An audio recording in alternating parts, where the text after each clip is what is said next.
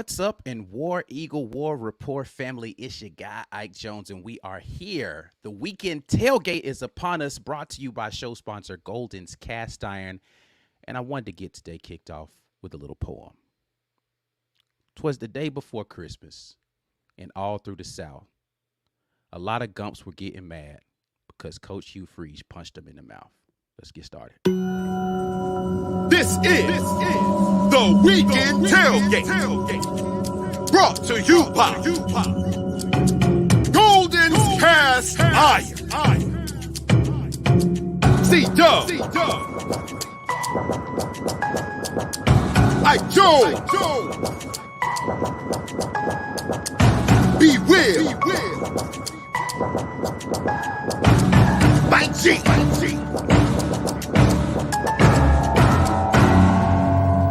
You are now listening to The Weekend Tailgate, brought to you by show sponsor Golden's Cast Iron. Whether you work out, grill out, or chill out, 'tis the season to go get your little iron. Golden'sCastIron.com/WR. Use code Get Your Weight Up for 15% off of weights. Code TWR. $65 off of fire pits, and Kamado grills. Ike Jones, Be Will in here. What up? Doing a little Christmas cheer in your direction, Auburn style. Yeah. You know what I'm saying? Before we get into the conversation, share the video at the War Report on all your social media platforms. Go ahead and give us a thumbs up on the video, like the video, subscribe to the channel if you're new here to the channel, or you just kind of been out there lingering and hadn't hit that subscribe button. If you didn't know, you can join and give a little Christmas cheer to yourself by being a part of this great community. Even during the holidays, we are out here delivering great content to you all, and we will have plenty to drop on y'all tomorrow. I still plan on trying to do a drop tomorrow. I still have to figure out how that's gonna happen for Christmas, but I ain't gonna make no promises. We'll see if we can make it happen. You can gift a membership to somebody else and let them enjoy the War Report for a month on you. And it's the holidays, man. We gotta give away something, so we are going to give away a t-shirt today, an AU t-shirt, brought to you by GWT2 Energy Consulting Services. So hashtag Get Your Weight Up right now in the live chat to join in on that process, and maybe you get yourself a free t-shirt today. But we're not going to spend too much time talking about all of the things that we got going on. It's the day before Christmas, man. So Merry Christmas. Happy holidays to everybody out there. And Be Will, I know you are in the Christmas mood, getting it in with the family and all that sort of thing. How you feeling today, man? Feeling good, man. You do this thing where people are going to come down and visit you, and then you're like, all right, we got to clean up the house. And then you realize how much stuff needed a deep cleaning that didn't get the deep cleaning. Man, I cleaned the carpets upstairs in my boys' bedrooms. Man, I'm like, man, I should have cleaned these carpets sooner. But it's all good. The house feels like extra clean. And it might just be mental because I know how much dirt I just pulled out this carpet up here. But it don't matter, man. I got to work. I got it done. The fam's downstairs. The garage is clean. Like, we did the thing, man. We did the thing this last week. It's been great seeing the fam and getting the house cleaned up. And it feels a bit like it would have been better if it was cold. We got this warm weather this week after having the cold weather last. But it's all good, man. We're here and glad to be with the fam and the War Report fam as well. I don't be having family over at my crib. I don't know nothing about that. Just cleaning up for family. Like, we're cleaning the house up, but just because we're available to do that sort of thing. But listen, man, it is Christmas Eve, and I'm not Santa, but I am in the mood for giving gifts to the Auburn family. So not going to belabor the point. We do have a special guest. He isn't Santa Claus, but, he is known for, giving gifts like punt returns for touchdowns. It's the man. Keionte Scott came to drop in and say what's up to y'all today, man. My guy, Keionte, what's up, baby? What's going on? And not too much, man. I appreciate you hopping in here just to give a little love to the Auburn family real quick. You back out west right now? You know what I'm saying? Yeah. Enjoying the holiday? Yeah, back out west, enjoying some family. That's what's up, man. Well, hopefully you are going to enjoy. How are you spending the holidays? What's a Keionte Scott Christmas like, man? What's going on with you over there? So today we'll do like matching pajamas. So each family will like have their like different style pajamas on, and we'll do like gingerbreads, music, and stuff like that. And then tomorrow we'll all do Christmas at like our own houses, and we'll come together and then share each other's gifts and stuff and just mingle and stuff.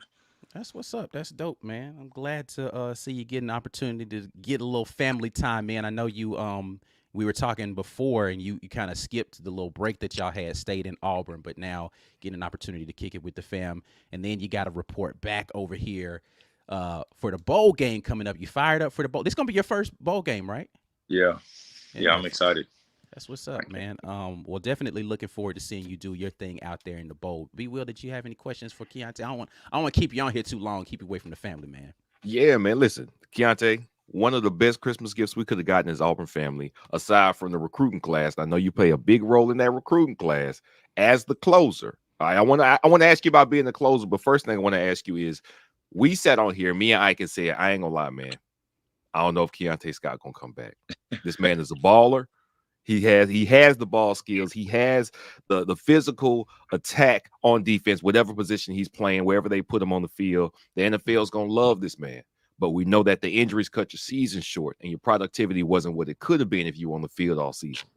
Tell us, how much did those injuries not getting on the field end up affecting your decision to come back? Yeah, that was like a big hit to my whole like thought process going in. But like in my head, like during the training process and the rehab process in my head, I was just like, when I get back, I'm just going to give myself a super hard decision to make at the end of the year. Mm-hmm. So that was just my goal, like the whole time, like, all right, if you come back, you miss some big games, but you still got SEC games to play. And just my goal is just to come back and just impact the game. And ultimately I ended up giving myself a hard decision, but just felt like, left some money out there, left some good things out there. So just being able to come back and it was a lot of pluses to coming back. So, man, I'm just excited to get back and start working this summer and the spring, and then going back to that island and producing and getting ready to. Keionte's Corner coming live in effect to y'all for the bowl game. You know what I'm saying? So looking forward to seeing you work out there on the island, man. B. Will already ask you about it, man. The process of being the closer and helping to get some guys in here. I don't want you to give away nothing that y'all are working on, but what are those conversations like for them getting you involved with some of the recruits that they're trying to get on board, and how excited are you to see those fruits come to fruition here with this early signing day class? Yeah, I walk in the building every day like, who y'all want? Who y'all want? And we just got a good like process like that. Like, or they just know they're like, guys that they really want. They just give me the number, the contact information, and then I just reach out like that, and then just start building that rapport with them, asking them if they have any questions, stuff like that, or even if guys I see like RSC to have an offer, just being in their ear and just letting them know like if you need any questions and stuff, because I just feel like that's a big thing. Like a lot of guys, like I know for myself in recruiting, like when you go to a school, like, and I've been some places where you'll go to the school and there's like nobody on the team. You're just a recruit, so I never want to give that feel off for Auburn. Like I want them to come in and like when you're on your visit, like we appreciate you from being here. Like we want you to be on this team. Like, what I'm saying? There's like, and I feel like me, being up front like that and, being like that around the recruits, it encourages our teammates that like they understand and they do it also. So it's like just being a part of that, like in general is a big plus for the program. Just having guys that are willing to host, on their weekends, on their breaks, and just being able to, build the program up. And Coach Freeze preached it early on when he got here, it's about recruiting. So, anything I could do to, answer a question for a recruit or just make a recruit feel like, it's not something I'm just doing just to do it. Like I genuinely want, to build the program up and get the right guys in here. So, when the coaches send a guy, I'm like, hey, I'm just telling you, like, coaches, send me your information. Like, they really want you to be involved and they really see you helping the program. So that's just, my communication back and forth, answering questions, telling my experience being from a West Coast guy to coming, to Auburn sometimes with some of the West Coast recruits and just some of the guys that just are wondering about like comfortability and stuff like that. I'm just telling them like it's just a very easy place to, become very comfortable in and a loving place. Yeah, absolutely. That's what's up, man. That's what's up. Last question. I'm gonna let you get out of here. I told you I wasn't gonna take up too much of your time. But bowl practice already started. And some of the guys who are in the upcoming class have had the opportunity to get in for bowl practice. Has anybody turned your head and you was like, oh, wait a minute, this dude right here? All of them.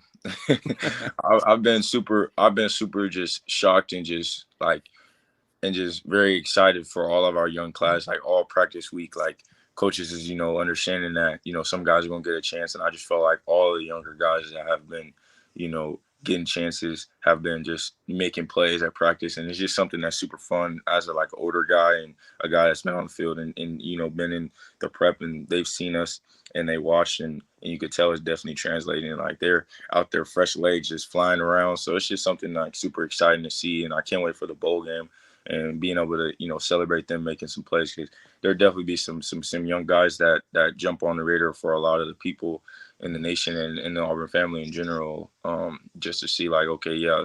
So we're all excited. Just a little like we all been talking about in our group chats, just a showcase for 24. So showing everybody, some of our young guys, some of our class, some of the stuff we have right now with the new additions of the signing class and the transfer portal and stuff like that. So this is a game just to showcase the 24 class and the 24 season. So it's kind of like a preseason game in general. That's how we're kind of looking at it. Okay. That's what's up, man. That's what's up. You got any final question for my man Keionte before we get out of here? Man, no final question, but I want to say thank you for your service this year, because when you came back mid-season, I saw the intensity of the defense ratchet up a little bit, man. You got that effect on the field, off the field. I can tell you had that effect. You've been a plus for the Auburn roster since you got here, man. Appreciate it. Keep doing your thing. No doubt. I appreciate you guys. Yes, Merry Christmas. Happy holidays. Yes, sir. Merry Christmas to you too, man. We'll be talking soon. Sir, War Eagle. All right, War Eagle. That was Keionte Scott, of course, man. Appreciate him jumping in here and lending his voice to the conversation today. A little Christmas gift for the Auburn family, man. Talked about some of the young guys. He said he's excited to see all of them get in here and do their thing, and I'm looking forward to seeing how they perform in the bowl game. We'll be talking a lot more about the bowl game as the week goes on. They'll be down. I plan on being up there to watch it in person. You know what I'm saying? Seeing them get along with Maryland. I don't know if what's your boy's name? They said Tagovailoa is not playing, so I don't even know what to expect from Maryland in this game. But I do think that Auburn's going to be able to get out there and do some domination on the field, because we have a lot of the guys. Jalen Simpson, as reported, is likely to, he wants to play. He has some nagging stuff going on with his hamstring, and he's been fighting through the last couple of weeks of the season, but he is at least participating in bowl practice. Not, of course, going to have the services of Nehemiah Pritchett, DJ James, and Marcus Harris, but the rest of the defense is intact. So looking forward to seeing what they're able to do with whatever they've put out there on the field. But the offense, I think, is going to be the most interesting thing. Will the defense do their thing? Most likely. But has the offense had time to figure out how to get that thing in motion with Peyton Thorne at the helm? What are your thoughts so far on bowl game prep and things of that nature? Well, they have the advantage of, number one, having a full deck on offense. That's something we don't have anybody draft eligible on offense that's a high draft pick as a prospect anyway. So everybody who is on offense stands to improve their stock if they are draft eligible. And if they're not draft eligible, you're still going to be here. You haven't jumped in the portal yet. All right, well, you can come out here and improve. You can get these 3 weeks to improve your play. I know we got a couple guys who are out of eligibility. So you know what? You can show something by playing a great game in the bowl game, hopefully get on some people's radar before you get into the offseason training you're going to have to do before you go to the next step of your career. So everybody seems to have exactly what they need we're not missing our starting quarterback. We're not missing our starting tackle or center or whatever. Everything's there. Quiz is there. He would have been our most draft eligible prospect, and he hasn't even decided yet. He's coming out there to play. I've seen pictures of him practicing. Okay. Well, what did we learn from the last 4 weeks of the season when the offense seemed to find itself? What did we learn, and can we institute it and fine-tune it in 3 more weeks of practice? It seems like the perfect setup to allow this unit to get some more confidence. Hugh Freeze has already said Peyton Thorne is going to be my starter. That vote of confidence should pay dividends. I think it probably did pay dividends towards the later part of the season when things start to get a little better on offense. Let's see something that looks like it makes sense. Not some completely, why did you miss a guy by that much throws? Not, drops, repeated drops from the wide receiver or tight end position. I would love it if we can see the best we could possibly play on offense after the season we've had. You got 3-4 weeks to fine tune it.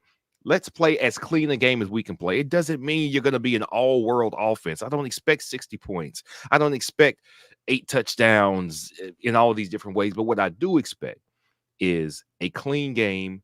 People know their routes. They know their assignments. Everything is clicking well enough for us to put up 30-plus points on the Maryland team, who will be missing their quarterback. So they should be behind the 8 ball as far as just being able to do whatever they were going to do against Vince. It just took a serious hit without their quarterback. We should be able to dominate, a strong word. We should be able to win this game handily, and I think our offense should look good doing it. Yeah, I mean, listen, I don't know about domination. I haven't really had the opportunity to look at Maryland in depth yet, but that will be part of what I'm doing coming up here soon as we get into it, because I do want to provide a more extensive preview for you guys coming up.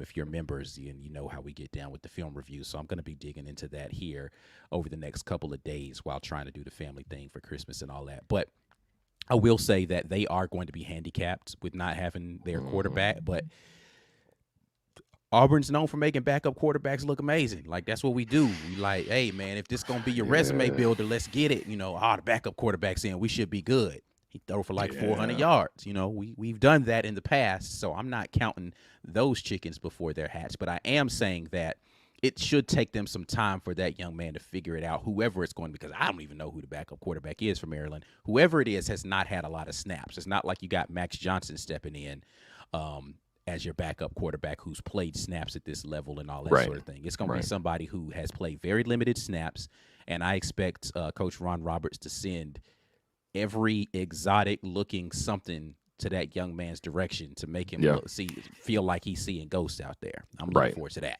Yeah. Yeah. You know what? I didn't even consider that. That's another benefit of a Keionte Scott coming back. You got a seasoned DK back there. You don't have your starting corners, but Keionte moving over the corner, at least somebody with experience who knows what they're doing. Again, I think you've said this, and I've seen it play out. DK at the star is, I think, his most valuable position on the defense. That's where he will play best. He played well when Keionte was out at that position. It really just comes down to, if you find another starting corner over there that you're comfortable with, that can hold up as well as a DJ James can hold up for most of the season, hey, then we can be just as manipulative with the defense and get some serious pressure on the quarterback. I'm looking forward to see. He said, now Keionte just said that all of them look better in the turn your heads. Defensive line. Who do we have? Marcus Harris is a big loss. That's a big loss. Listen, I don't know how you make up for Marcus Harris. If you were already thin, it's not like you got to recruit more help for the bowl game. Somebody's got to step up and fill in those snaps. Right. That's going to be the biggest thing, is if you didn't feel like you could go to him during the season, then, you know, how does it get better for the bowl game without Marcus Harris, or even be equivalent to what it was for the bowl game without Marcus Harris being there? That's probably the biggest question mark for this Auburn defense is how do you replace Marcus Harris's snaps on the interior defensive line? Yeah. So that's my biggest question. Secondary, I'm not so worried. We have experienced guys back there to fill in. That defensive line, I want to know who's going to be that run stopper, that get off the ball and get into the backfield easily. Marcus Harris was so good at that. Hopefully we've got somebody in the cupboard that can do it and is going to show here in a couple of days. Yeah, Darren Reed, I'm looking at you, young man. You know, that's true. I was hoping Wilkie Denard would be there, but he didn't hit the portal. Yeah, Wilkie jumped in the portal. Yeah. But you still have, you know, Zeke Walker, who played some good snaps for us at the end of the year, can rotate in there. You can bump Keldrick Falk down into D tackle if you want to. He's got the size for it. Yeah, you can rotate and put Jason Jones over there if you need to, and keep Rogers there at the nose tackle. You still got Lawrence Johnson to play some more snaps, right? So there's some guys that you could get in there and fill in. But the question is, are they going to be able to produce the way Marcus Harris was as a unit, right? Like maybe not one person, but by committee, can they give you enough good things snap-wise to be able to impact the game the way a Marcus Harris would, particularly in the run game? Because we got to shut down. Maryland's probably going to need to lean on their run game with a inexperienced quarterback. And so you need to make their run game ineffective. Right. And so not having a Marcus Harris in there means that guys like the aforementioned Zeke Harris and the Lawrence Johnsons of the world, they need to be in there at that D tackle spot, not defensive end, but at the D tackle spot, and making sure that run game doesn't get any sort of momentum going. Right. Yeah. We need that. All right. Let's talk a little bit more football for a second here, B. Will, since we're on the subject of football, and talk about this documentary. I've got a couple of people who've talked about it here. Where was it? Max Effort, I think, was the first one that says, just watch the Perry Thompson documentary. Wow, truly inspirational. Love our coaches and this young man. Did you get an opportunity to watch the Perry Thompson doc? I have not yet. My attention has been on children. They do that to you. But I've heard everybody reacting very positively about it. It really shows kind of behind the scenes how he made that transition to make the decision to go from Alabama to Auburn, the relationships. Now, I will say this, because everybody keeps telling me, I'm seeing people react to it, talking about seeing Hugh Freeze, seeing Marcus Davis, seeing the Auburn coaches recruit this man and the connection that they're forming with him. It really seems like this is going to be the angle and the focus for Hugh Freeze recruiting. And of course, other fan bases are going to make fun of it because they're not doing it. So it's your coaches. Yeah, but listen, guy, we just flipped. Almost every major recruit came from somewhere else. Yeah, we were at least a year behind on everybody. Perry Thompson was committed to Bama. DeMarcus really had been committed to Georgia, but he was a lean to Alabama before we got in the picture. Joseph Phillips was a Georgia lean. We already know Cam Coleman. He was a Texas A&M. Even though he was an Auburn lean, he committed to Texas A&M, and he came back into the fold. These recruits are being recruited first on the basis of you are valuable, your family is valuable, and we care about you. That's universal.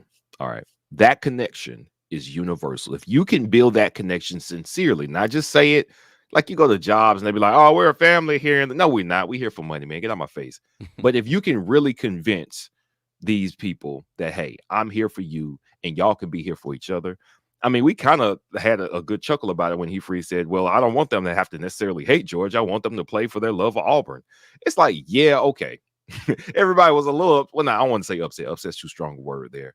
Everybody was like, wait, what? Let's just hate Auburn. Let's just hate Georgia, though, coach. Can we just hate Georgia and play Georgia like that because we hate Georgia?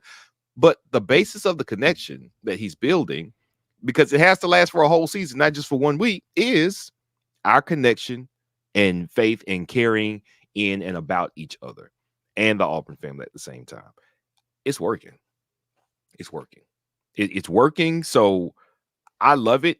If it's sincere, I mean, you kind of have to worry about that because it's a little hard to put that on everybody. That's not going to work on everybody. Right. There are recruits that we had in the door the last 6-9 months that came and they visited and they said, whatever. What's his name? He ended up committing to Bama anyway, Mbakwe. Mm-hmm. Right? He came. He was a big note. Oh, it's a 5-star Bama recruit. He's coming to visit. Yeah, but maybe that didn't resonate with him. But the guys who it does resonate with, it will connect with them, and it will be a reason why they come here, they commit here, and hopefully for Hugh Freeze's and Auburn's sake, they stay here. Right. After they sign, they stay after year 1. That's really going to be the true test of this recruiting style and this recruiting method. But if it's anything like what people are describing in the documentary, I think that is a really good way to get people invested in the program and in the team and in each other and keep them around. I can't wait to watch it, but I did want to, thinking about that, how he recruits, what's valuable to him, that resonating with the players. I think we're in good position going forward. Yeah, the thing that I took away from the documentary, first and foremost, when we were in Auburn, we had friends that grew up in like the trailer park area of Lochapoka, Alabama, right? Mm-hmm. And seeing that, it reminded me of like just kind of how impoverished some areas of Alabama really are, and the home environment that some of these young men have to grow up in. And, we're looking at them sideways a lot of times, like for quote unquote chasing the bag. And it's like, bro, like you can't blame certain situations where it's like, man, look, I got to do something to get out of this. Right. And a different kind of thing fuels them to feel like they need to do something to change their situation. And I'm glad that he found a positive way to do that through football. Props to his uncle for keeping him on straight with that.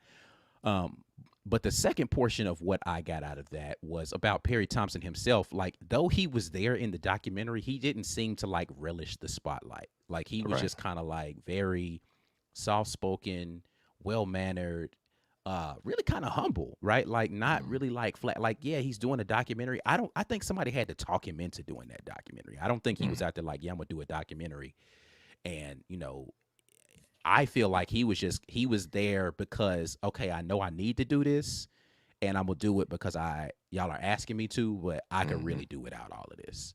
Yeah. And that actually made me like him even more. I'm like actively rooting for the success of this young man now. Not even just because he's an Auburn Tiger, but just from seeing his demeanor and seeing kind of the way that he's gone about this whole situation. I actually like him even more. Now, and I'm really rooting for his success for that. And the number 3 thing that I took away from this is the pitch and the nature of how Auburn is recruiting right now. You saw Coach Freeze pull up in the minivan, right? He was like, man, he made a joke about it. He was like, man, they got me out here in the minivan. I'm going to see Perry Thompson. Like, he wanted to come pull up big ball style, and they didn't have, you know, a nice SUV for him like he wanted. And he's like, man, y'all got me out here going to see Perry Thompson in the minivan, bro. Like, what are we doing? But at the same time, he was like, I'm not going to let my pride get in the way. He could have been like, I'm not driving out there in no minivan, dog. I know I'm going to be on camera, all this kind of stuff. He was just like, look, I'm pulling up. I told him I was going to be there. And, you know, he was late, and he was like, look, I'm late because I'm haggling with these folks about this car. But I told you I was going to pull up, and he pulled up like he said he would. So delivering on that. Coach Etheridge and Coach Davis were both down in there, and they pulled up, and they got an opportunity to kind of see where he grew up, all that sort of thing. So it just listening to them talk to him about the things that they wanted to be able to do for him. I mean, he seemed bought in at the time of when they shot the documentary. Like, that, it felt like a done deal then.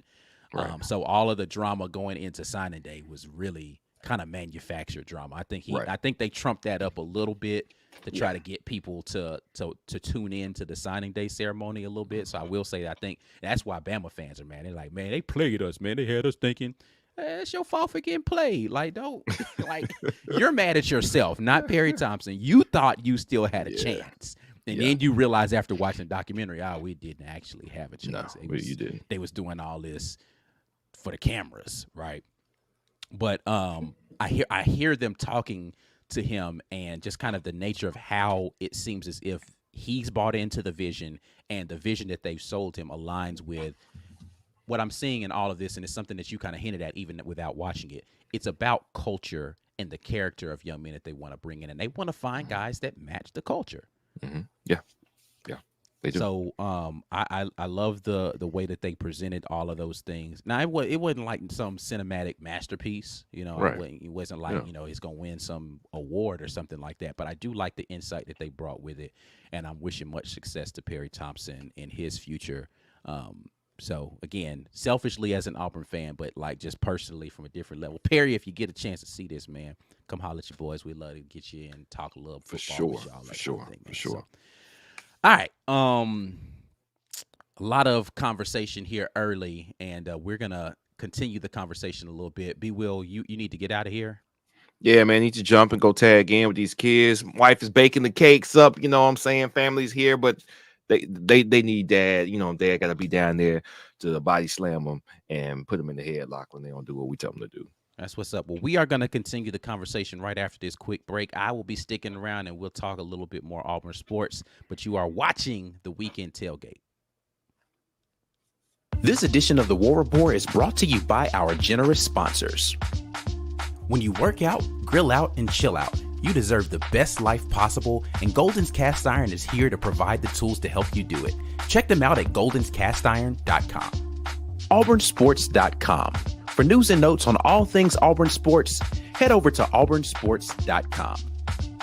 And our giveaway sponsor, GWT2 Energy Consulting Services. If you want the best in the business at restaurant logistics, head over to gwt2energy.com. Thank you, as always, to the sponsors of the War Report. Thank you to those of you who've continued to support us with memberships. Got more film reviews coming for you during the off season. Do not think we are stopping the work here at the War Report. Ain't no off season with the War Report. If you want to become a member, make sure that you go ahead and get that green name locked up. You can click the join button to do that, or maybe somebody will gift you a membership here in the season of giving. You can do that right now from the live chat. Go ahead and gift a membership to somebody else, and they will get a free month of membership on you. We are, as always, doing a giveaway today. We're doing this AU t-shirt brought to you by GWT2 Energy Consulting Services. Hashtag get your weight up in the live chat to get in and be a part of that giveaway. We'll be doing that giveaway here in about 30 minutes, something like that. I don't know how much longer we're going to be on here talking. I'm going to be chopping it up with y'all for a minute. So, as long as I'm here, we'll do this and we'll get to that giveaway as soon as we can. Check in with the network, the rest of the guys out here, the War Report Pod Network, Auburn Express, Uptempo, College Loop, and Just a Sec podcasts are all here for you to get some great Auburn content going. All right. Let's get back to the conversation. I appreciate you guys on a Christmas Eve live stream checking in with us. A lot of great things happening for Auburn. I did not get an opportunity outside of what we did with the live stream on early signing day to really react to the totality of the class. But and then we had some more additional people to sign since that live stream. So in totality, 21 commits right now in this Auburn class. Of those 21, there are 4 receivers, 4 of the Freeze 5. I don't know why I need to count that because I knew that off the top of my head. 4 of the Freeze 5 locked in. That is Perry Thompson, aforementioned, with his documentary, Cam Coleman, Bryce Kane, and then Malcolm Simmons, noted as probably the best wide receiver class in the country this season during this season. And then you got 3 now offensive linemen: DeAndre Carter, Wilfred, the JUCO transfer, and then Favor Edwin, who locked in after all of those things were happening during the early signing day major happenings. He did get in on board with us later. And then you got this great linebacker class: Joseph Phillips, D'Angelo Barber, DJ Barber, DeMarcus Riddick, and then Jamonte Waller as the outside linebacker slash jack backer that we have there in this class. From a D tackle position, verbal commit right now, Dimitri Nicholas, so he hasn't signed yet. But then you do have at the defensive end Malik Blockton, TJ Lindsey, Amaris Williams.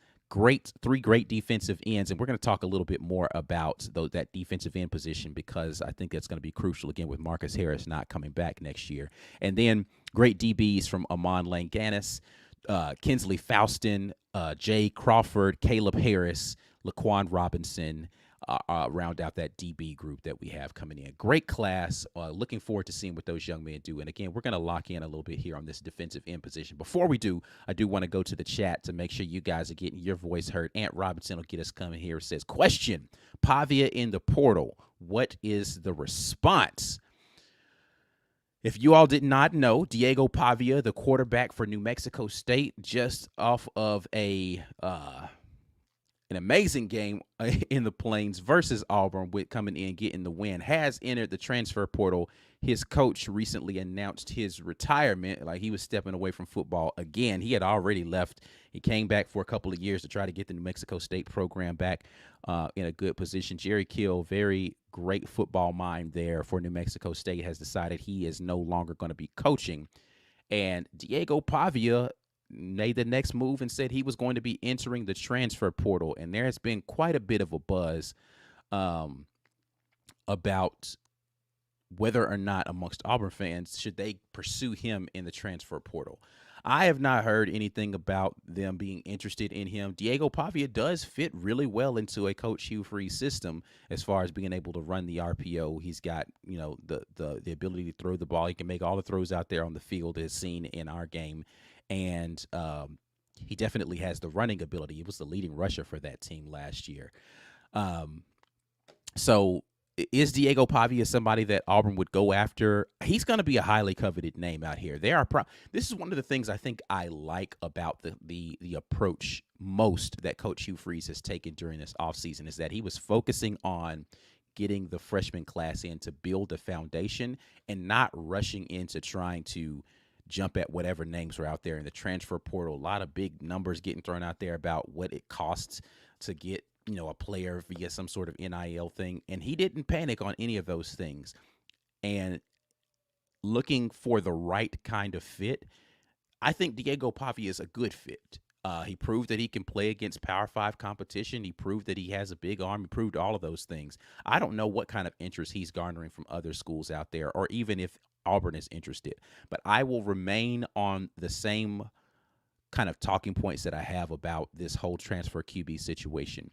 Going to the portal for a QB damages Diego Pavia is an interesting one because he does have limited eligibility left. I think this might be his last year of eligibility, but it damages your ability to be able to hold on to multiple quarterbacks in your current locker room already. So is going and getting Diego Pavia worth potentially losing both Peyton Thorne and Holden Geriner? I don't know the answer to that. I think that he is a good quarterback, but I think that Coach Freeze is good where he is with Peyton Thorne right now, and hoping that year 2 of Peyton Thorne is much better than what we got in year 1 from Peyton Thorne. I don't think that that's a bad bet, but I do think that there are a lot of things that they need to figure out how to improve upon with Peyton Thorne in order to make this team truly competitive. You know, the Peyton Thorne, listen, guys. The Peyton Thorne from last year could have gotten you 8 wins, right? So it's not a stretch to think that you can get 8 wins out of Peyton Thorne in year 2 with a slight improvement. So, unless you're saying to yourself, this is a championship roster and we need to be in win now mode, you don't have to press to go and get a quarterback this year if you truly believe in the guys that you have in your roster to build towards. If you truly believe that a Holden Geriner, a Walker White, a Hank Brown for year 3, 4, 5 of your coaching career here at Auburn are going to be sufficient to get you into a championship level contention, you don't have to press in year 2 of Peyton Thorne to go get somebody else to upgrade you at the quarterback spot. Now, if you feel like you've got a roster that's built for a championship right now, and your only thing that you need to do is go get a quarterback upgrade, and you believe that that quarterback actually upgrades you in their 1 year that they're going to be available, then yeah, you absolutely press and go and do that. I don't know that Coach Freeze and company feel as if that's necessary right now to do it. If they do, then I don't know why you wouldn't go give a look at a guy like Diego Pavia, but we'll see. I haven't heard any buzz about it, but it's still early in the process. He literally just entered his name yesterday, so we'll see what happens with that. AU Curmudgeon jumps in and says, Coach Hugh Freeze needs a whole fleet of minivans. That is a reference to the Perry Thompson. Of course, we just talked about this, the Perry Thompson documentary, how he pulled up in the minivan. Listen, I think that that's an interesting kind of thing that he could even play on at some point in time. But we'll see what happens with that in the minivan sagas going forward. Whether he's just going to be like, yeah, I'm just going to pull up in minivans from now on. It's going to be a thing. It worked with Perry. Why not it work in other places? Teresa Vigil jumps in. Keionte will be back as a recruiter after his NFL career is over. I think that the Auburn staff would welcome that.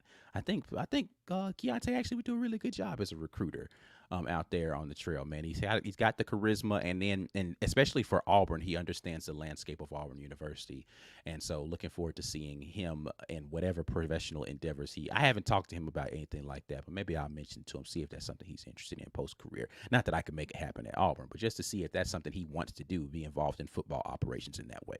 TK says, K. Scott, he's everybody's guy. I'll let you have that. It's not true, but I'll let you have that. Like, you like him a lot, but it's not your guy. It's my guy. You know what I'm saying? I've been on the Keionte Scott fan club thing for a while before I think most Auburn fans realized what we were getting in that young man. And I can't take credit for his talent. I just recognize, hey, he's a baller, and I want to see him succeed. And he's done a great job for Auburn thus far. But hey, listen, man, I'll let you, you can be a part of that fan club with me, TK. You know what I'm saying? Chris S. jumps in and says, Coach Hugh Freeze is definitely a relationship coach like Gus, but with more structure and an attitude for how to construct a roster. I will say this, Gus is definitely a relationship coach. He put in some great time with recruits and had some great recruiting classes. And this is, I think, going to be the measure of what the difference between the two, because there's a lot of people when Coach Hugh Freeze was hired that said Hugh Freeze is just a remix of Gus Malzahn. He's the same kind of guy again, an offensive guru that's going to come in and revolutionize Auburn's offense, and he's going to get good recruiting classes in there. But ultimately, they're going to fizzle out at some point in time because the rest of the league is caught up with them. And that's yet to be seen whether or not he is going to be a next level coach that gets Auburn into championship wins, right? So Coach Gus Malzahn got Auburn 2 championships, right? He's got an SEC championship. He went to a national championship. He was in those conversations. Can Coach Hugh Freeze seal the deal with a national championship? Can he get multiple conference championships under his belt, right? Like, can he go in there and can he come into Auburn and actually take Auburn to that next level and get them back to a place that he's talked about that Auburn belongs in, which is in the perennial championship conversation? And if he can do that, then he will be better than what Gus Malzahn ever was. But to your point, I think that he focuses on the roster in a very different way, right? Like, he is not just going for flash and splash players. He's actually going for, I think, good fits for what he wants to do. He has an idea. This is what I really want to do with my offense. I need these types of players. And it's not as if those types of players couldn't fit anywhere. Like, anybody can see Cam Coleman is a transformational talent, right? Like, nobody's sitting there saying to themselves, I could not use a Cam Coleman on my roster. But he has a unique vision for how he wants to use Cam Coleman in his offense, a Perry Thompson in his offense, a Bryce Kane in his offense, a Malcolm Simmons in his offense. From a defensive philosophy standpoint, he understands the kind of size and speed that he wants to bring along. And this is where I pivot the conversation back into what we were talking about with the defensive end position. And you start to see body types and prototypes. And this is something that I talked about when Coach Hugh Freeze first got here and started getting into talent acquisition. You can see the types of players that he likes at certain positions, and it fits molds. Let's look at this defensive end recruiting class that we brought in here. We've got Malik Blockton, TJ Lindsey, and Amaris Williams. 6'3", 270, 6'5", 265, 6'3", 270. He has a type, man. He has a particular type that he wants to be to play certain things within certain spaces in his program. It just is what it is, right? And now, again, I'm not saying that no other place in the country can see a guy who's 6'3", 270 pounds and say that kid could play SEC football. But what I am saying is that if you look at the tape of how they go about their business, then you start to see there's a particular kind of body type and profile of player that they're really trying to go after with all of these spots. So I think it's going to be very interesting to see how they go forward. I got an opportunity for those of you who are not members and you won't be able to see this stream. Of course, we got to go live during early signing day. We did the marathon live from like 8 a.m. until right before the press conference at noon. So like a 4-hour live stream. Myself, I was in here with Dustin from the Uptempo podcast. B Will popped in for a little bit. C was in here for a little bit. And what I liked about being able to do that, or what I like about doing that every time, is just really, for me, I don't follow high school recruiting. So this, when they sign, that's really my first opportunity to go look at their tape and see what they play like. Now, again, they're highlights, so of course you're going to see all of the good things that they're doing out there on the football field. But what I liked about what I saw was speed. Those young men are really, they're quick, like they play a lot faster. Like Amaris Williams, like I had, again, we didn't get a chance to watch that during that stream, but Amaris Williams played running back. And he was really out there running away from people. Now he's playing in, North Carolina high school. I don't know how good North Carolina high school football is, or whether or not the athletic profile of people in that area match what is going to be happening in the SEC, and if he's going to be able to be physically dominant like that here, because he was playing against some guys that were kind of small. But that speed was real. Like, again, I'm looking at actual yardage that he's moving, how quickly he's doing, not how quickly he's moving relative to other people, but just how quickly he's getting past down markers and yardage and all that sort of thing. He's really moving out there for a defensive end, for a defensive tackle, maybe, if he puts on some more pounds. So I'm looking forward to seeing how he translates that game as a guy who played fullback, running back, and defensive line, tight end, right, for his high school, how that athleticism that allowed him to be able to do all of those things translates to being a multiple down guy in the SEC coming up here next year. So I liked what I saw from his tape quite a bit. Other guys that I think speed just kind of jumps off of the screen to you are Jamonte Waller. Like I see why you get a guy like that. Let's go to what we have in that linebacker room, right? So you've got a 6'2", 225 guy in Jamonte Waller, 6'3", 206, DeMarcus Riddick, 6'1", 220, Joseph Phillips, 6'3", 230, right? Those linebacker guys are really going to be, and they're all moving. Like they're really, like when you see them on screen, you're like, yo, that speed pops out to you. You're seeing guys that are absolutely big dudes moving really fast. And I'm like, all right, if they can refine some of this stuff from a technique standpoint and really understand what they're doing out there as far as what the scheme is going to be doing, those young men are really going to, they athletically, they have the kind of physical tools necessary to be able to compete in this league. And you see the kind of roster that they're putting together, and you see why Coach Freeze talks about talent gap, right? Like he's just look, physical tools, what these young men do in the weight room and what they can do as far as how they move and their body makeup. He's transforming this roster into a different level of talent. It just is what it is. Like, and that's not disrespectful to any of the other guys. Not saying just raw talent on tape. You pop it, you pop the tape in, and oh, man, who is that guy right there? He pops out on tape. We didn't have a lot of guys like that on this team last year. You had a lot of guys who were super talented, and I still think underutilized on this roster. But you didn't have a whole locker room full of them.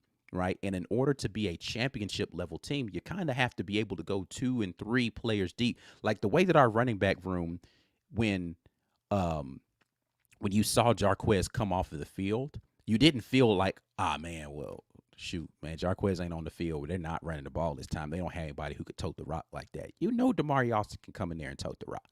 Right. But when 2 or 3 wide receivers aren't on the field, now you're like searching, what are we going to do for a primary pass catcher, right? If, you know, traditionally, I'm not talking about this season specifically, but traditionally, if the quarterback came off the field, you weren't looking good at the 2 and 3 deep at your quarterback. And we still had that we still don't really know what we have in our quarterback room. I still think that that's a room. I had been high on our quarterback room and the potential of us being deep. But then when you see the results on the field, when you get past Bo Nix, you're like, I don't really know. I don't really know like what we really got behind him. And so I understand why he was the guy, because the guys behind him, they weren't ready to step in. And a lot of that was on them, right? A lot of that was on them and their preparation for coming in there. But you can see at certain positions now, linebacker, man, such and such ain't on the field. Might be a rough couple downs till they can get back. Jalen Simpson's hurt. Do we have any guy? Like, we see 2 and 3 layers deep, at least from a talent perspective. Now, productivity, we have no idea. But from a talent perspective, physicality, speed, strength, we've got 2 and 3 layers deep of guys who can go out there and get it done. Now it's about whether or not it'll translate to their ability to do that on the field. And I do believe that we are getting to that place as a ball club that will allow us to do all of those things. So looking forward to seeing kind of how those young men are able to develop as players coming up here. All right. It's enough of me rambling on about all of those things. I do want to get back over into the comment section.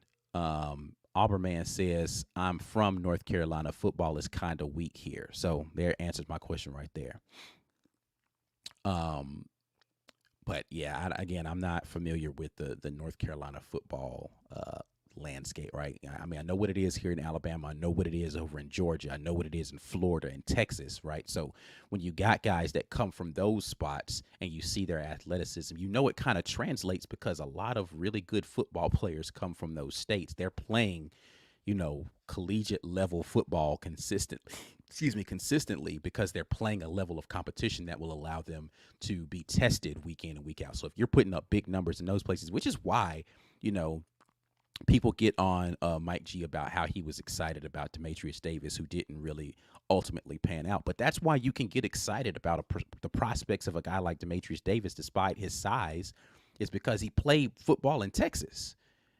Texas has really good football players at the high school level. So if you're able to perform at an elite level in Texas high school football, you assume that same young man can go and perform at the next level. Again, ultimately didn't work out that way, but that's not a crazy assumption that his height didn't hold him back in high school. So if you get in and you develop him, keyword there, if you develop him, then he could potentially translate. But it didn't ultimately work out. But it's not going to work out for everybody. But that's not a crazy assumption because you see the level of football that they play at high school with that young man coming from where he was in Texas. So, but there's a lot of great things to be excited about with this class and the level of talent, skill that you see on film with them.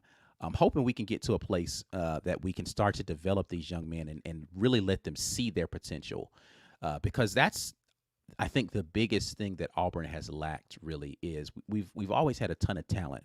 We have not had an aptitude for development of that talent across the board consistently, right? Like there are certain guys who we've had on our rosters that you just weren't going to miss, right? Like when I say you weren't going to miss, I mean, you get them in there, they were going to be great regardless.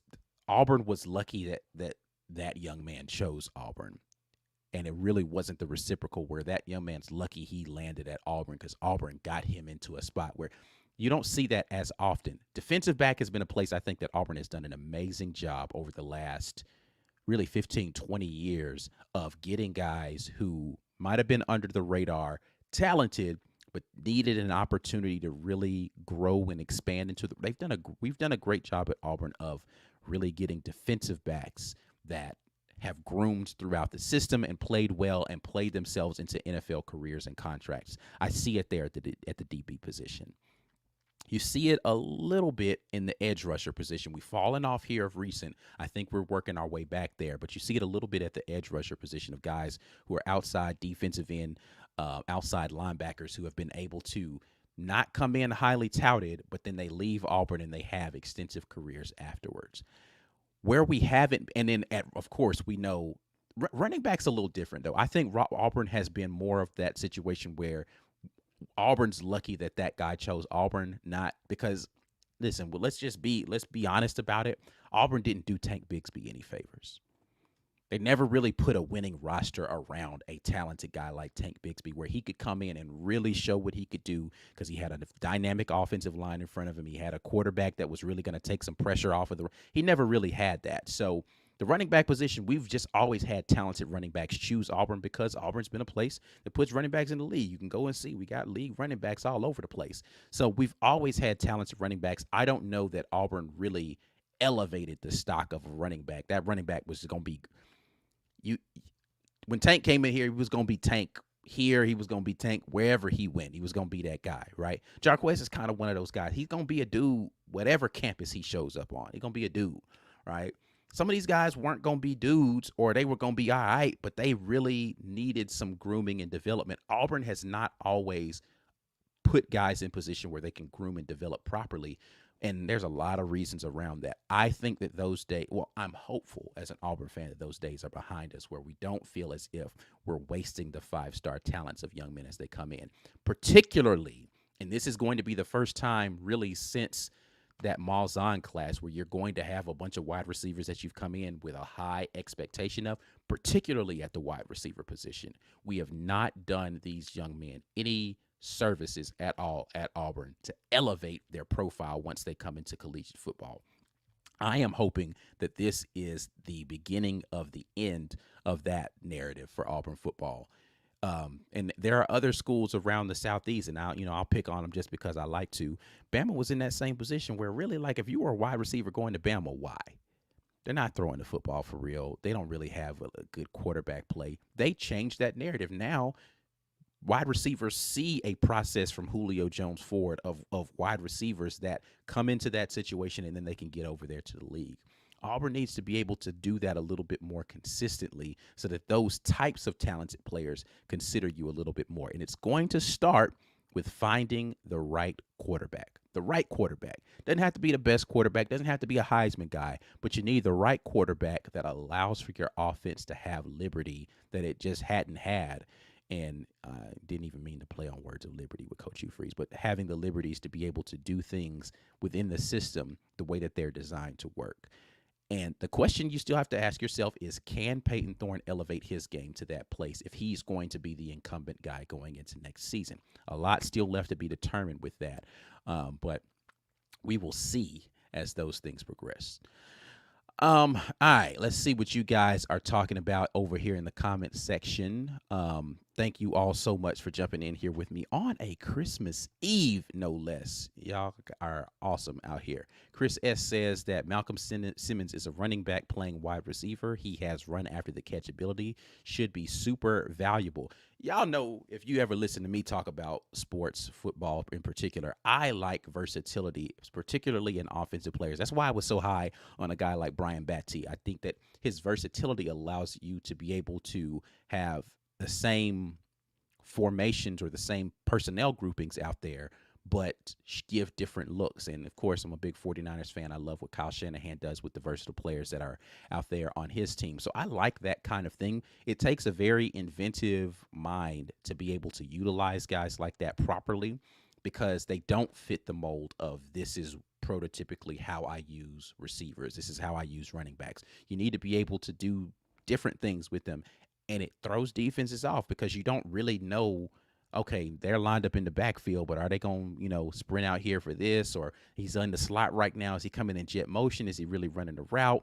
Right? Like, or is he just going to be a blocker on this play? Like, if you can figure out how to use guys like that, it makes your offense deceptive to a level that I don't think most collegiate defensive personnel are able to recognize quickly, just because you don't have the same kind of time and film study and all that sort of thing. And then it allows you to offensively just, again, you can go fast. You can move with the tempo that Coach Freeze really wants to be able to do, because you don't have to sub in and out. You don't have to go to a sub package to be able to get this guy because he does this particular thing. To keep the same guys out there, we can move quickly, but we can go into different formation groupings because you have guys that can line up at different spots and do different things. But that does take time to rep that sort of stuff and really get it. So I think it's going to be important for a guy like Malcolm Simmons, who I do believe is going to be in here early, to get in early and not just turn into check into the game, oh, they've got some sort of gadget play, but like, okay, we can line him up at multiple spots in this drive. In 3 or 4 plays, he'll line up in 3 or 4 different spots, and we can do different things with him. Again, I don't know if we're going to see that in year 1, but hopefully we'll be able to develop that going forward with a guy like that. TK says that Bryce has the wheels, talking about Bryce Kane. And listen, everybody's talking about, I don't know if it's true. Some people are like, he's like a 4.2 guy. I don't really know how fast the young man runs, but I do know that he has wheels. Again, you put the tape on and you can watch him run by people. So I think he's got his speed is as advertised. Looking forward to seeing how that translates. Again, when you're around a bunch of guys with speed, are you still fast, right? Like, yeah, you fast until you line up next to this dude, and now it's like, all right, you're just regular fast. But he's moving out there. Looking forward to seeing how he translates to this next level as a guy who really, from a size profile, we talk about profiles, doesn't match the Coach Hugh Freeze prototypical receiver profile, right? He's shorter and more shifty, right? But is he going to figure out a way? I think that the success for me of Coach Hugh Freeze next year is going to be on how well, outside of quarterback play, but how well he utilizes you've got a lot of talent that you can deploy in a lot of ways. How well are you able to utilize all of this talent and deploy it in different ways to get them involved in the game and help them impact the game? And again, a lot of that has to do with the quarterback play. Is he able to distribute the ball to all of the different guys in the different ways? Is it going to be where we got to scheme people open consistently? Or is your quarterback just going to make the right decisions? And can you trust him to go out there and go through reads and progressions, both post-snap and pre-snap, to understand where the weaknesses are in this defense and how can we exploit those things? Or are we going to have to rely on scheme all the time to be able to do that sort of thing? And you just hope that you don't mess it up from an execution standpoint. That too, I think, is the kind of the classic downfall of the next level coach, Gus Malzahn kind of guys, where it's like the gadgets work until you run up against a team that's talented enough to be able to cover all this stuff. And now you just got to go man up and play. And sometimes you just kind of fall short So stocking the cupboard helps, but at sometimes, you just need kind of elite level play to get past that stuff, and you need guys that can make plays, analyze quickly, particularly from your quarterback position, to get you in a good spot consistently. Super chat here from Otis Smith, who says, we need to land Harris, the former teammate of Cam Coleman, the 5-star safety in the portal from UGA. A lot of buzz about A.J. Harris right now as to whether or not he comes on board with Auburn or he goes back to Georgia. I think those were the two, from what I was reading in the recruiting services that keep a good track of these things. Those were the options that A.J. Harris was. The two things that he was kind of contemplating was it's really Auburn or go back to Georgia. And I think with Auburn not getting KJ Bolden in this class, maybe they turn up the pressure for A.J. Harris. A.J. Harris is one of those guys where he plays the safety position, and do we have enough talent? We don't have guys that have a lot of reps at safety, but I think what happens in this bowl game, I don't know if something's going to happen before the bowl game, but I think what happens in this bowl game may have a lot to say about that if they're willing to wait, and he's willing to wait to figure it out. Are the guys who are going to come in and play safety in this bowl game that are going to get opportunities in this game going to play well enough to give the confidence of the coaches that we don't necessarily have to go get a guy right now? We're actually really good with where we are. Or do they feel like, yeah, we're good at the 1 deep, but we need some more depth? And is he okay with coming in and being rotation? Like, I don't know how all that's going to work out with Harris. And listen, I'm going to be honest with you again, because I don't watch a ton of tape on guys that haven't played for Auburn. I don't even know how good he is. I'm assuming he's good because he was a 5-star, but I don't actually know that, whether or not he's a really again, 5-star, he's talented. How good he's translated and how many snaps, I haven't looked into any of that stuff. So, I'm going to have to trust the coaching staff on what their decision is on what we need at the safety position going forward. Let's see here. What else are you guys talking about here? Dustin Pace says, the way Freeze talked about Thorne was the most glowing remarks I've heard him make about a QB in his time here. Think it means anything, Ike? I don't know that I would agree it's the most glowing thing that he said, right? Like, and again, I was there at the press conference that they had for previewing the bowl game where he made the remarks about his belief in Peyton Thorne and his ability to win with him, and how he had the most wins of any returning quarterback, and all those things. Outside of him touting his win-loss record as a starting QB, he said a lot of those things about his belief in the QB room when we were in the fall, and it was TJ, Robbie, and Holden. Go back and listen. Like he said, I think that we can win football games with any of these guys at quarterback. He said, that's not me, saying that. That's Coach Freeze saying that. So him expressing his belief in, and maybe there are other things that I'm forgetting that he said about him, or I've missed something that he said, but I don't know that he said anything particularly overwhelmingly glowing about him that he hasn't said about other people. But maybe I'm missing something. But yeah, a lot of this projection of belief is stuff that he said before about quarterbacks. He said he meant about Walker. Okay, so the Walker White. Now, all right, what I will say that, all right, let's change the conversation then, Dustin. You were talking about Walker White. All right, what he said about Walker White was that he's a star, and he is going to be he's going to be really good and all those things. That I agree with. I don't think that he's called. Now, he has said about Holden Geriner that he feels like Holden's really good, probably got the best arm, in the room, and Holden's going to be an amazing quarterback one day. And like, he said some really good things about Holden. He hadn't called Holden a star. That we will agree there. I think that he said some really, really favorable things about Walker White. And I mean, listen, from a charisma standpoint, Walker White's got it. From the physical makeup, let's look at what he is. Walker White, the quarterback here, is listed at 6'3", 210, right? Like, so he's a big kid. He's got the walking off the bus prototypical QB look to him, right? Like 6'3" to 6'5", 200-something pounds. He can make all the throw. Like, he fits stereotype of what when you think quarterback in your brain, Walker White looks like that guy walking off the bus, right? So he's got all the physical tools, he's got the charisma. Again, yet to be seen as to whether or not he can actually play in an SEC caliber competition. But Walker White definitely fits the physical profile, and he gives you the feeling with the way that he talks to the other recruits, and he really got them to buy into the vision of this recruiting class, and how he conducts himself in interviews, and just kind of the humility he speaks with, and all of those sort of things. So you definitely see why he turns the attention of coaches in his direction. Looking forward to seeing what the progress of one Walker White is going to be coming up here in the future. Oda Smith jumps back in with a super chat. Thanks again. It says, honest thoughts on Ryan with his teammates flipping from that other team to Auburn. If you were a betting man, would you what would your percentage be on us getting him? Speaking of Ryan Williams, the wide receiver from Saraland, percentage, I haven't seen anything from Ryan Williams outwardly that says that he's going to flip to Auburn. But I will say that the other wide receivers that are a part of the presumed Freeze 5 are putting a lot of pressure on him to go ahead and make that a thing. They want him to come in. I think they want it for the history of it all.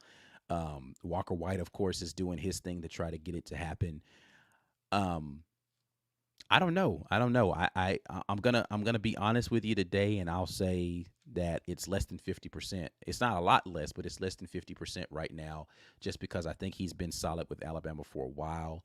I think he's enjoying the attention of it all, and he's a young man that's, he's really, like, he's gonna be graduating early. He's gonna be 17. Has all the physical tools, all that sort of thing. I'd love to see it happen because I think he's really talented. But right now, I don't know. I really don't. I don't have a ton. And again, I've never had a single conversation with him. I can't say I've followed his recruitment particularly closely because that's not my thing. But I don't have a ton of, I'm not sitting here thinking it's going to happen today. But there's a long time between now and when he's got to make that decision. So we will see what happens with all of those things. Let's see here. Let's see. What else are you guys talking about here? James Barnett said he made similar remarks about Robbie when he got here, so maybe PT has showed him a little more. Oh, you were talking about the whole conversation. Well, we clarified. He didn't mean Peyton Thorne. He meant Walker White. So clarification there. Let's see. Randy Weatherspoon jumps in and says, asking for early Christmas gift next year, winning season, and destroy Bama. I'll take that every year for Christmas. Winning season. Not just winning. Like, I'm not talking about 7-5 winning. I'm talking about, 9 wins or more, including a Bama win every year is what I would like for us to be in that. And then, I'd like for 9 to be kind of the floor of where we are. And then every couple of years, if not a couple years concurrently, we're in the 10-11 win conversation, even undefeated season type stuff. And I think that, listen, I don't think I'm alone as an Auburn fan for wanting that. I don't think this coaching staff wants anything less than that. They got to go out there. They got to prove some stuff this year in their ability, particularly, number one, to throw the football a little bit more proficiently if they want to continue to land some high-level wide receiver recruits and buy into that vision. But number two, and their ability to go out there and get better depth along the offensive line, which I like where we are from our offensive line depth standpoint right now. I think people, like, sometimes when you don't see players, you kind of forget about them and you say to yourself, oh, that's not that big a deal. I remember the excitement of Brown landing guys like Clay Wheaton and Braden Joyner, right? And so, I remember people talking about Jeremiah Wright and how he could take the next level in our offense. And I've seen Connor Lew go out there and play well. And so I think that we've got a good reservoir. I heard Coach Hugh Freeze talk highly about a guy like, what was the kid's name? that played center last year. Golly, I can't hate when I have brain farts like that. But y'all know who I'm talking about. Interior lineman Tate Johnson. I heard him talk highly about Tate Johnson and his leadership. And one thing I will say, I heard good things about Tut going into last season, and I was like, really? I don't. Okay, but then he goes out there and plays, and he played well for the vast majority of the year. I heard good things about Tate Johnson during the offseason. I'm going to now start to trust the evaluation of what they're saying about some of these young men along the offensive line and say, well, if you guys think that he's, stepped up in leadership and he's able to go out there and compete, then I'm going to trust that that's a thing. So I like the depth that we have, particularly on the interior offensive line. Still not sold on what we have at the tackle, though I did hear some good things about Tyler Johnson, the true freshman that was out there during bowl practice, said he was handling himself admirably. I believe that Xavier Miller can make some progress for himself. We still have Dylan Wade available there at the outside. You still have Jaden Muskrat available out there to play offensive tackle. I think that we're in a good place as far as our depth is concerned. And then you've, of course, got the true freshmen that are coming in here. We talked about this quickly, but just go back and run through it. Seth Wilford, 6'6", 295, that's out there, played tackle for Snow College, so he has the ability to go outside and do that. You've got DeAndre Carter, 6'5", 235, a great interior lineman, and then Favor Edwin, 6'6", 294, another guy who can come in and add some depth at your offensive tackle position. I don't know how those guys, again, being a developmental place of the offensive line is, or position that the offensive line is, can those guys in year 2 and 3 be ready to step in and play well? We will definitely see. But I like where Auburn has positioned themselves so far with our offensive line depth, with still time to be able to bolster that a little bit. So looking forward to seeing what happens there.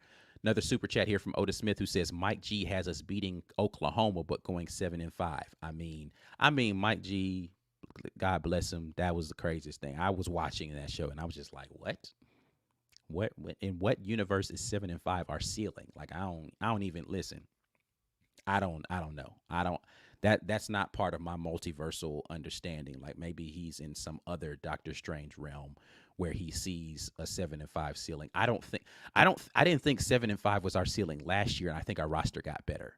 So no, it's crazy. That's crazy.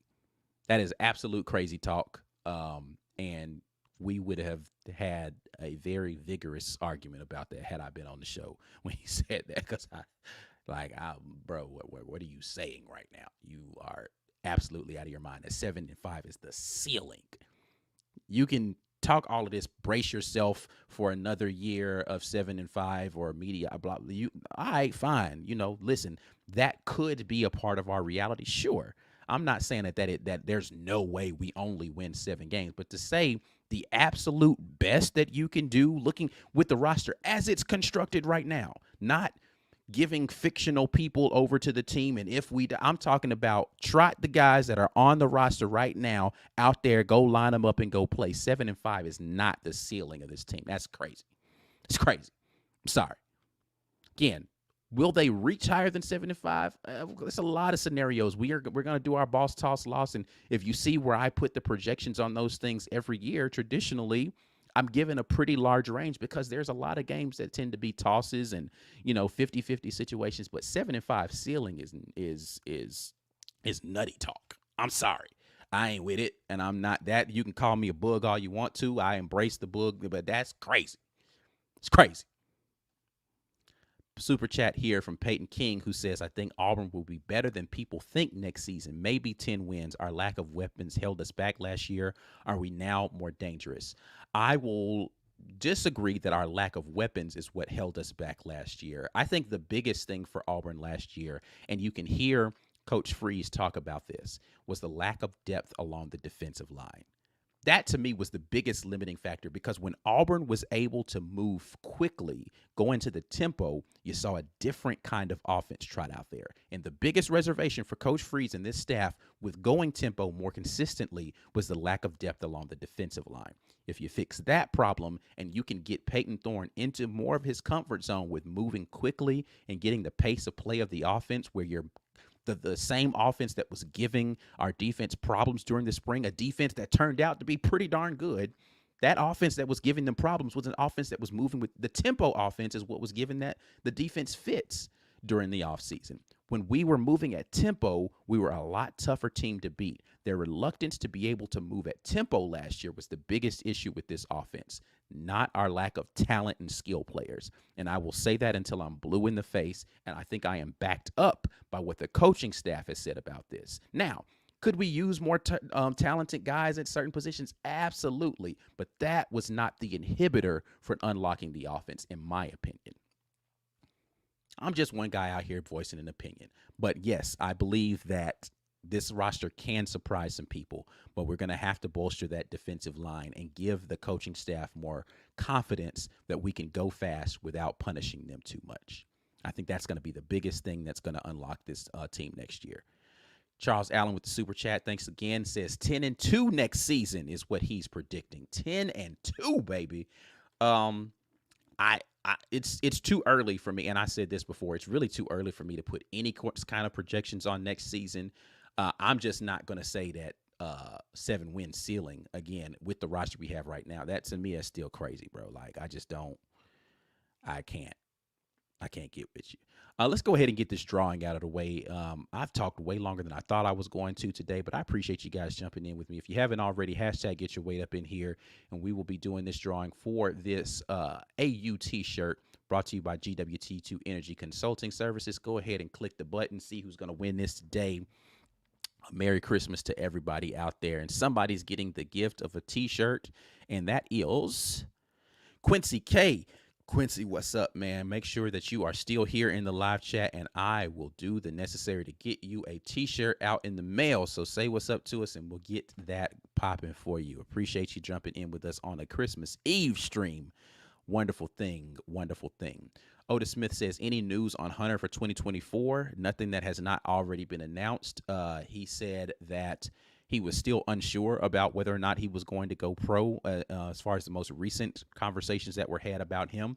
I will say this, that if Jarquez Hunter opts to not return next season, I think Auburn's still good at the running back room. So I want him to come back because I think he could benefit from another year and raise his draft stock. He got off to a slow start during the season, but he did start to show form later in the season, making some really good strides. So I think that he could go pro and get drafted, right?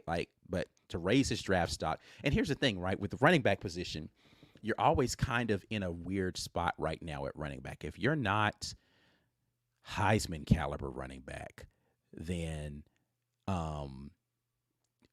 third, fourth, fifth round is really where they're drafting running backs these days. So is he going to be able to get if his draft grade right now is third, fourth, fifth round, he should come back, right? Because you need a projection that puts you into the second round before you're going to, or really first round. Like if they're saying you're a first round talent, but like they might not draft you in the first round, absolutely go. They're saying you're a second round talent, but you might not, if they're giving you like a 2 to 4 projection, absolutely go. If you're getting 4th to 6th round projection, come back. Because again, they're just not valuing running backs at that level. So you need your projection to be high in order to be able to be a mid-round prospect and be able to really have a legitimate shot at making a roster.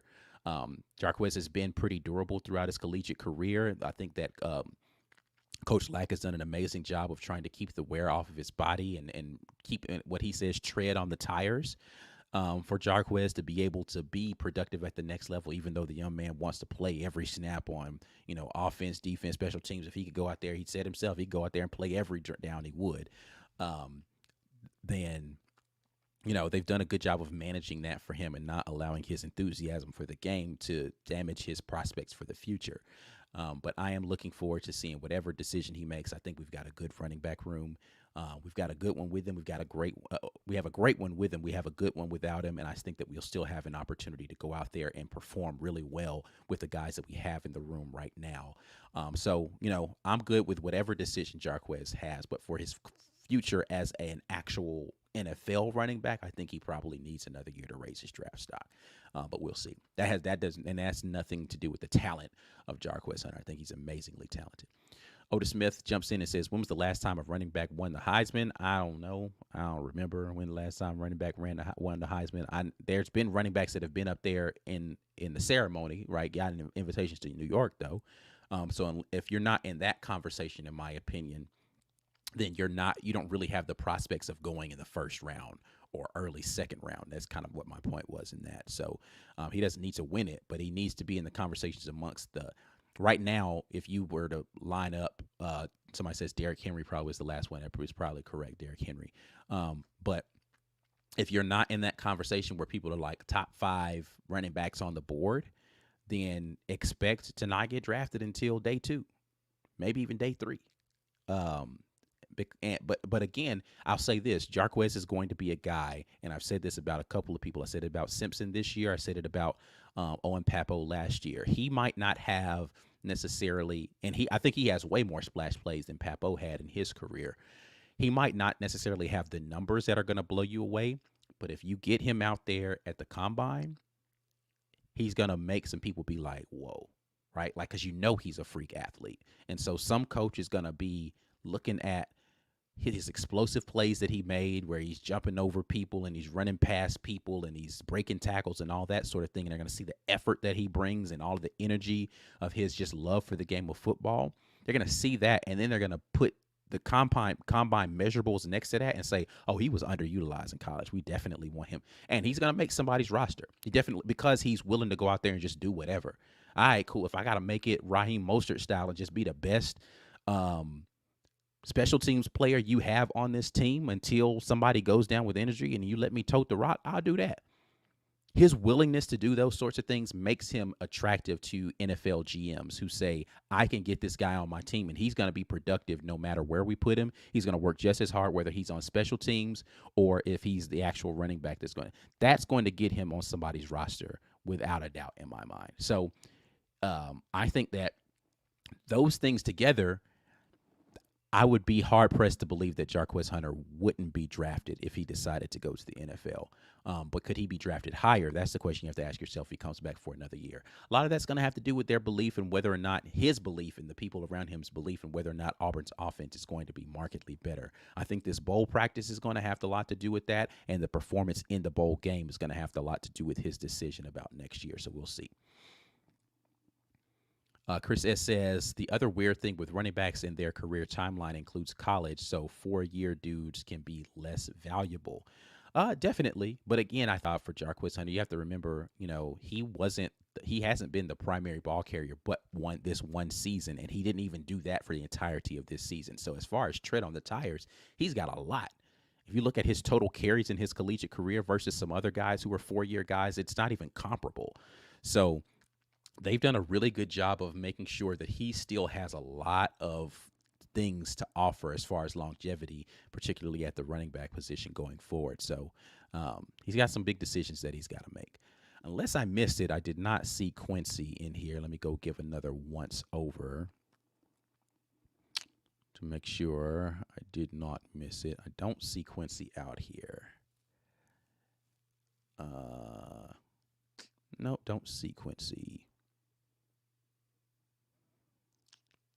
So, not yet. But if Quincy, if you're here, say what's up, because I give you another 2 minutes, and then we're going to move on, bro, because we ain't finna be out here all day waiting on it,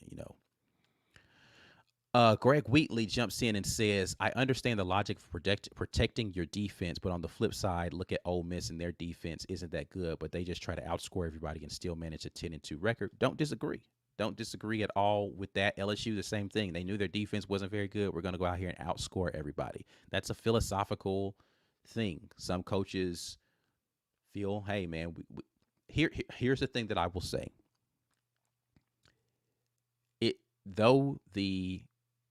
I just kind of made a big advocacy for it wasn't about talent.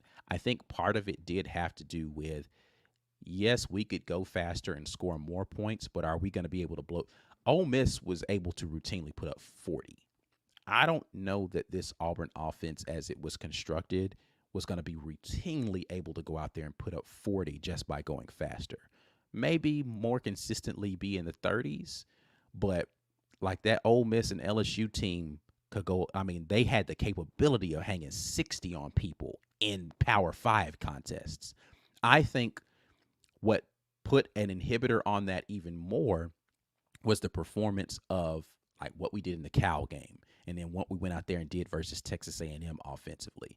And You can call me a hater all you want to. A lot of that had to do with how poorly the quarterback played in those scenarios, right? And so they were like, all right, well, I don't know if we can rely on 50 points from this offense just by going faster. So they had to figure out kind of how we were going to play this thing, like what we were going to do to be able to be consistently good in those games. I do think that the offense would have benefited from going faster. And I do think a portion of that was like, look, we don't want to wear our defense out by having them out there on the field too much, right? And then especially after Nasili Keionte went down with his injury, you're like, man, we're really thin up there with guys that we want to trot out. And we really want to kind of hold some of these freshmen and let them come in redshirt and be off to the races. And said this many times and caught flack for it. I do think that this coaching staff was kind of playing as if 2023 season was a mulligan. Like, let's just get bowl eligible and move on to 2024. They were focusing on the recruiting and focusing on year 2 really being year 1, right? This was year 0 in their minds. Now, that is a calculated risk that they were hoping pays off, and we're still waiting to see whether or not the true payoff. The recruiting focus absolutely has paid off.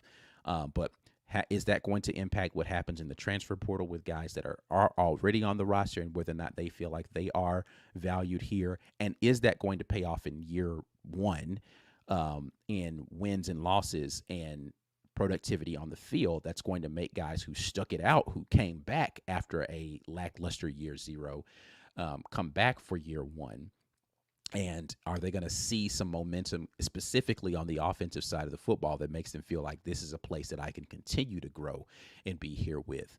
And they're taking a bet on whether or not those things happen. So we will see whether or not all of those things pay off. But that's more of a waiting game than there is any certainty. Let's see here. A lot of additional get your weight ups in here. I still don't see, unless I'm missing it, I still don't see Quincy in here. So we about to draw again, man. Listen, bro, I ain't gonna hold y'all, bro. I ain't gonna play around with it, man. Quincy, hey, sorry, bro. I gotta do it again, man. You're not here. You come back late, and you move your feet, lose your seat, as they say. Let's see here. Kobe Ritchie, you are the new winner. Are you in here, Kobe? Say what's up if you're here, and we can move on with other things. What are we doing over here in this chat while I'm waiting on Kobe to pop up? Boom, Kobe's in here. So, boom, Kobe, I appreciate you jumping in here with us on a Christmas Eve edition of the Weekend Tailgate.